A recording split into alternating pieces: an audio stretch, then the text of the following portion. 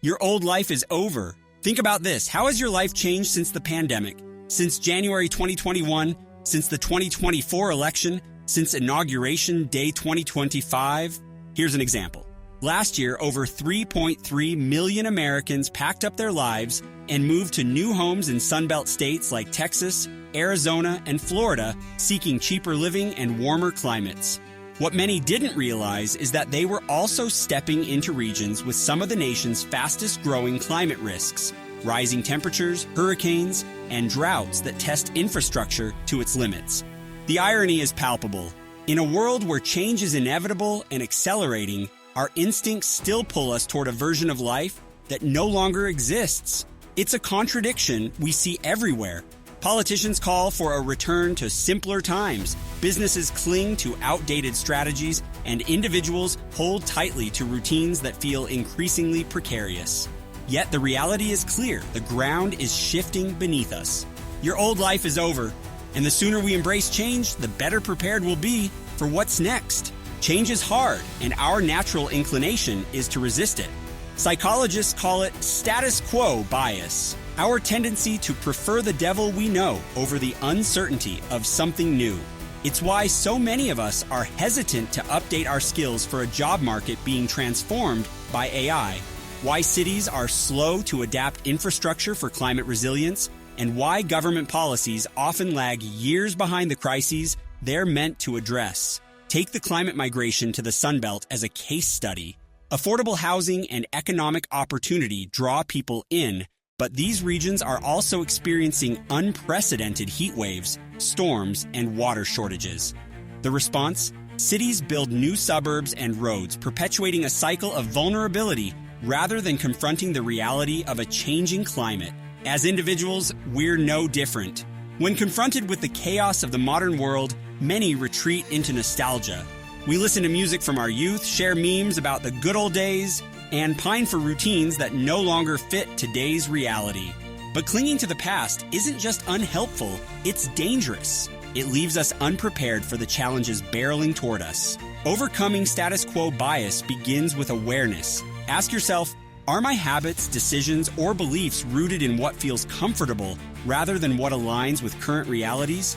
Identifying these patterns is the first step toward change. Start by questioning assumptions. If you've always worked in a particular industry or lived in a specific area, consider whether those choices still serve you in a world that's rapidly evolving. Look for evidence that challenges your perspective. Reading widely, engaging in discussions with people outside your usual circles, and staying informed about trends can provide clarity. Next, embrace small experiments. Change doesn't have to be a monumental leap. It can start with incremental steps.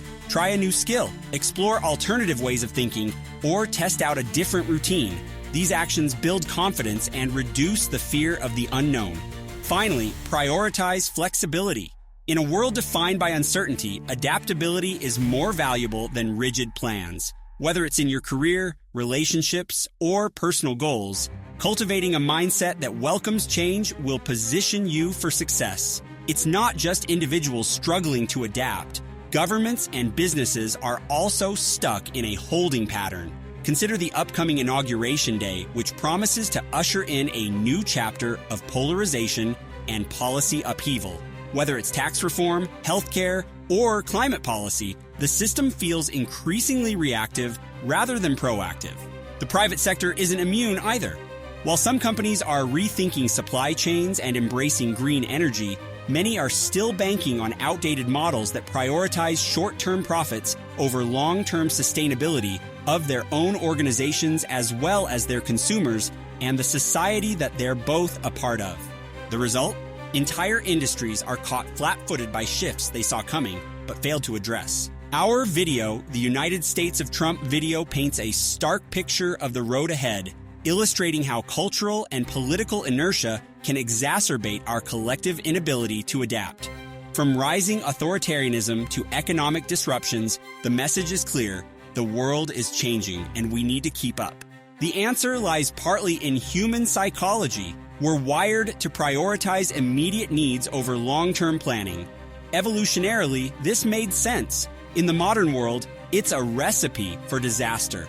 Add to this a culture that prizes individualism over collective action, and you have a perfect storm of resistance to meaningful change. But there's another layer: fear. Fear of failure, fear of losing what we've built, and fear of the unknown. These emotions are potent, and they keep us stuck in place even when the path forward is clear. Yet history shows that those who embrace change, whether individuals, companies, or nations, are the ones who thrive. If the old way of life is gone, what does the new one look like? It starts with acknowledging reality. Climate change isn't a future problem, it's a now problem. Political instability isn't an anomaly, it's a feature of our modern reality. And technological disruption isn't slowing down, it's accelerating. Preparing for this future means leaning into adaptability. It means retraining for jobs that don't yet exist, rethinking how and where we live, and embracing policies that prioritize resilience over nostalgia. It's not about giving up on what we value. It's about protecting those values in a rapidly changing world. Change is inevitable, but it doesn't have to be terrifying. This channel exists to help you navigate the uncertainties ahead, from unpacking the implications of political shifts to exploring strategies for personal and professional growth. We're here to make sense of a chaotic world, because while your old life may be over, your new one is just beginning. So why does a channel that talks about the importance of history tell us to change? Because history is not just a record of what's past, it's a guide for what's possible. We view history not as some dusty, moldy, old, and boring textbook, but as a living dialogue with the present and the future. How do you view history? The lessons of history teach us that adaptation is the cornerstone of survival. Those who learn from the past understand the urgency of preparing for the future. By embracing change, we honor the resilience and ingenuity that have defined humanity's greatest achievements. Let's use that wisdom to shape what comes next. Thank you for watching.